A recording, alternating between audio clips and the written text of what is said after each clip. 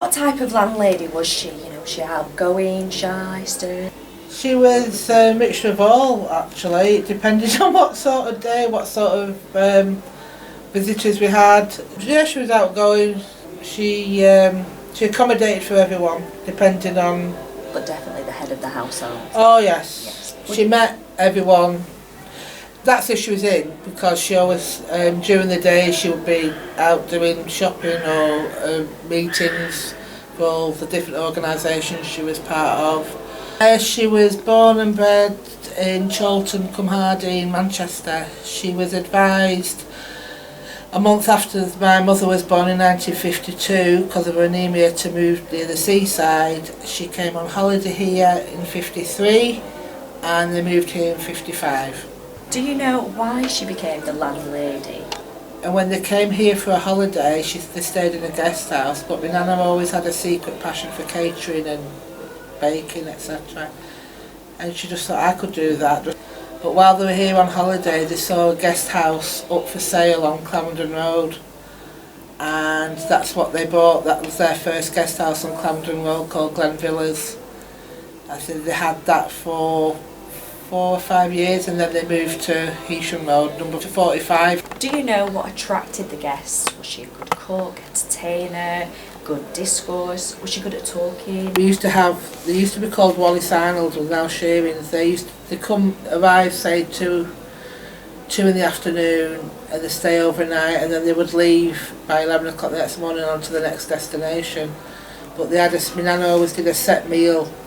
It was tomato soup or grapefruit for the evening meal, and it'd be a breaded place, green beans, sweet corn, new potatoes, and then it'd be the dreaded peach melba or ice cream at the end. Dreaded by you, or? Yes. Yes. Because during the 6 weeks holidays, that was my tea, and you got a bit sick and tired of peaches. She always catered for everyone's individual needs if there was a special diet. Did she employ staff, or was she reliant on family, or a bit both? Well, she had both. My late mother and my dad.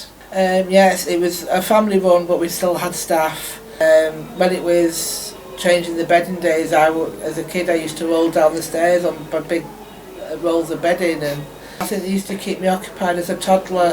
They used to send me in the dining room and I'd spot if something was not there, or if a knife was the wrong way around, or serviette done wrong. I don't know how, it was just a thing that I did. I used to help out with the catering side, because my Nana used to do big buffets and catering for different events for other people as well. I got pocket money and they paid for my horse riding and camping holidays with Girl Guides. And around about 1960, it converted into the big Grangeville. We had the bar, Lenny's bar, which it became noted as by the workmen of the power station. Right. She was the first hotel to have a wooden parquet dance floor. They had the upstairs lounge, which had all different board games, magazines. It was like the quiet area time. Downstairs in the bar area we had the big screen. It was I always remember it was called Telefunken, and it was a big TV screen, about the 60-inch screen that came out in the 80s, and yet it was all built in with a video recorder, and you got monthly videotapes with entertainment from Australia and all sorts. Where did your guests come from? They came from all over, mainly Glasgow, Edinburgh fortnights during the year. The Bradford ladies weekends, the Liverpool Dockers weekends, a lot from Yorkshire.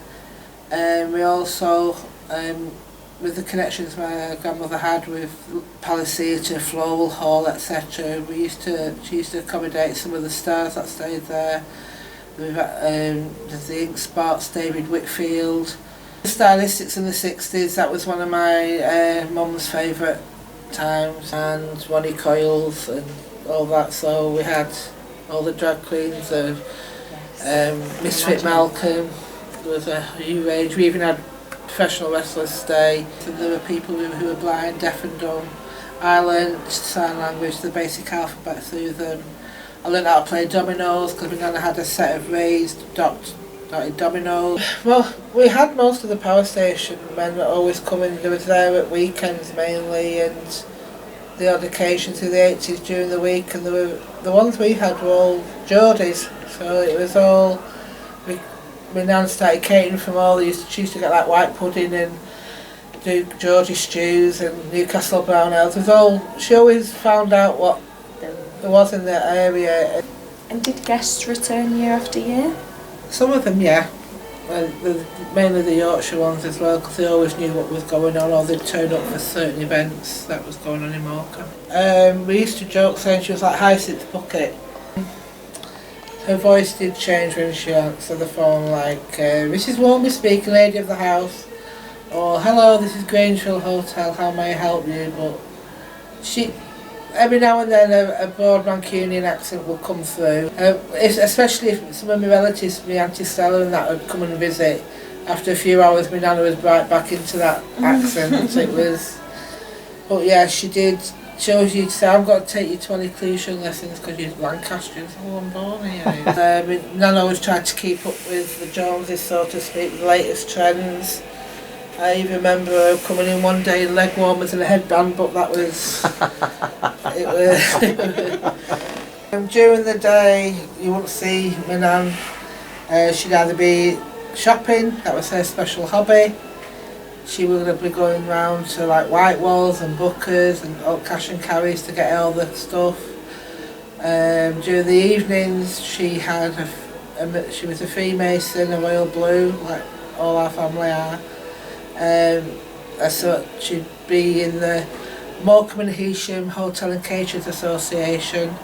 She was part of the college, and there's a trophy there, the Warmby Trophy for catering and patisserie. She was involved in all sorts. What did you do during the closed season? My grandpa, my father and us would have been revamping the hotel for the next season. And my nan would be on holiday. She'd be abroad with my Auntie Bessie. It's like the 60s version of Thelma Louise, them two. Yeah, they'll be off. They've gone on holidays to Russia, Turkey, everywhere. My nana was someone who bought in bulk, even for after the hotel. I still think she thought she had a 30-bedroom hotel when she lived at mine.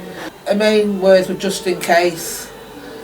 She'll do a batch of like 200 chocolate eclairs and then freeze them down.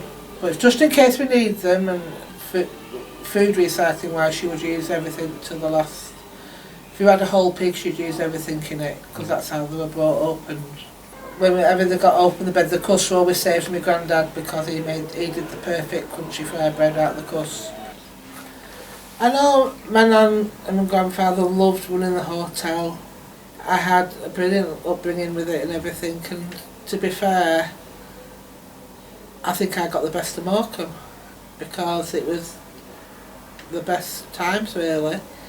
Fun, happy fun memories. I don't think it was ever sad.